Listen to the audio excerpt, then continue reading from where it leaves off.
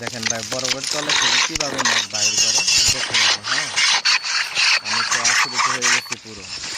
বরফের তলে মাছ থাকে রে ভাই। এই পোকাগুলো দিল, তারপরে এখন এই ছিপটা দিল পানির তলে। ঠিক আছে, এখন দেখবেন কীভাবে কমল কাঠ মাছ আছে সুপার সিট বানিয়ে নিল। বাস এখন মাছ অলরেডি ধরা খেয়াল। দেখবেন কমল কাঠ মাছ কীভাবে আসে।